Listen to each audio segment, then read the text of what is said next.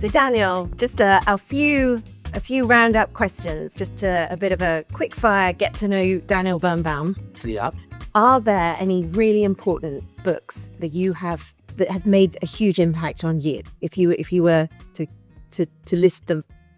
From the top of my head, I would say there's certain writers that I read when I was relatively young, and I just keep going back to them. I think they have meant a lot, and they still mean a lot. I always liked Italo Calvino, who is very light, but also very deep at the same time. His novels are perfect in many ways, like If from the Winter Light, The Traveler. That meant a lot for me. And his lectures that he gave late in life, called 6 Memos for the Next Millennium, full of wonderful advice how to think about the next millennium, which is our millennium. Wow. Okay. And to buy them, those are going on the list. And this is a little bit out of Hans's kind of playbook of what he asks artists, but are there any dream projects that you haven't yet realized that you hope you get to? I really hope that the Katy Art will invite me to curate the anniversary show. No, kidding. I think this is a kind of perfect project because it links historically interesting artists to our moment. For a while, I worked primarily with new digital tools, and we created a lot of works on VR and AR. Mark Leckey with Chow Fei and with Jeff Koons and very significant artists. Some of them have landed in major museums. The Chow Fei piece is now owned by MoMA. I'm very happy about that. But I actually think that they should have had also a digital, a kind of a VR museum. Sounds a bit kitschy maybe, but it would be the most important thing. And Sponsor said that he thinks the future will be the hybrid mixed reality world.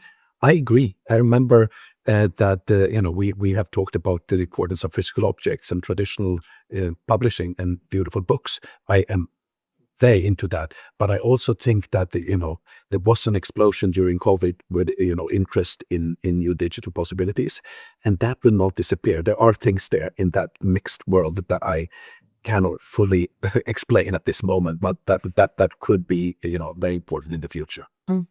With digitization and with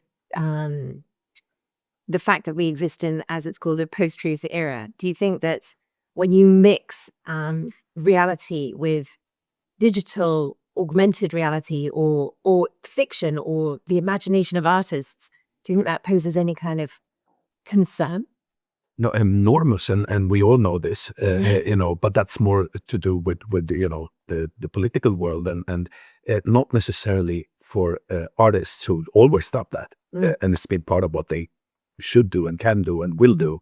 It's when that world of fiction and mixed realities enter our everyday world in a new way, and actually even the political sphere. That's when you become more. Yes. Here's one.